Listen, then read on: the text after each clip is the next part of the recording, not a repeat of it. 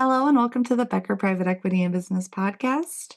My name is Chanel Bunger, and today I'm excited to speak with Rick Kess of RSM, who joins us regularly to share insights on economic trends he's keeping an eye on. Rick, thank you as always for joining me. Why don't you take it away and tell us about some of the things you're seeing out there? Yeah, well, thanks, Chanel. Appreciate being on the call. As you know, I'm a partner at RSM, and RSM we focus on the middle market, which private equity tends to invest heavily in, and so a large percentage of our work as a firm is somehow related to private equity groups as well as their portfolio companies. And I think a lot of our corporate infrastructure is really designed to try to identify trends and opportunities that we're seeing within the private equity ecosystem.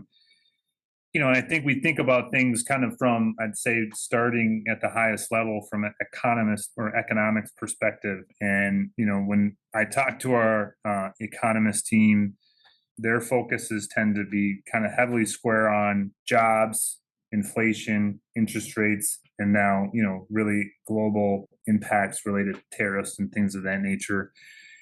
So when I think about those things for our clients, I think when we've had these calls, I think over the last few years, we've been doing this podcast, and for many parts of those years, the jobs environment was probably the toughest part of the conversation for many of our clients, was just really finding the talent that they needed to grow and to execute on their strategies. And I think for many of our clients, the talent part of the problem has sort of maybe became less of a acute issue.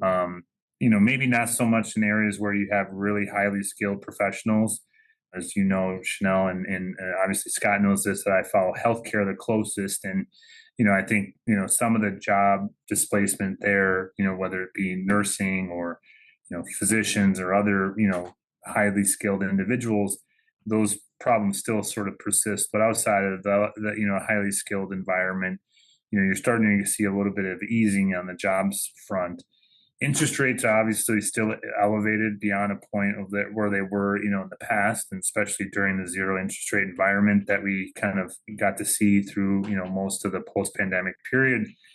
So that is obviously a drag on kind of deal flow and activity, and really uncertain in terms of where that might go over the next 6 to 12 to 18 months. But doesn't seem like a lot of change in the near future there. When it comes to inflation, I think there's been some news of late that inflation may be cooling a bit again, and obviously that's good news in the overall perspective. As we manage operating expense and other things that obviously hit kind of EBITDA, which obviously drives valuations and all those types of important metrics for our private equity backed companies.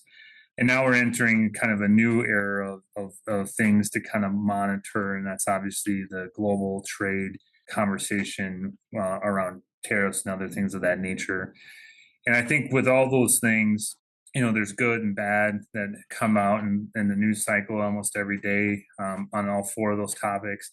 But most of our clients continue to be a little bit uncertain in terms of what the next 6 to 12 months looks like, and whether or not they'll be able to execute on any of their growth strategies other than their own organic growth.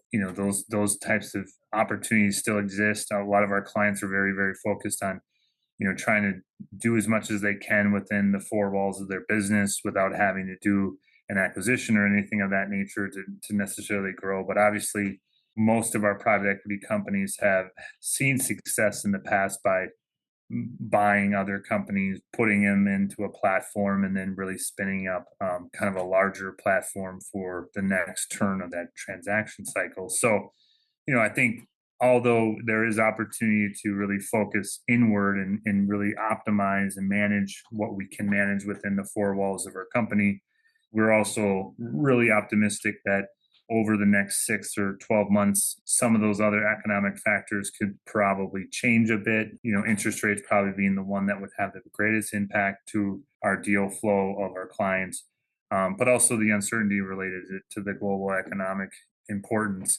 I think those things could really, as we continue to kind of mature through those cycles, understand how they impact our businesses and really hopefully enable the opportunity for inorganic growth through M&A, which will obviously fuel the private equity community at large to really be able to kind of execute on some of the growth strategies that they've had. So again, that kind of gives you a little bit of how we think about things from like kind of a blocking and tackling perspectives, the areas that we focus on the most, and kind of how we kind of develop our data forward kind of perspectives around those four areas using really a kind of an economics view of the business cycle.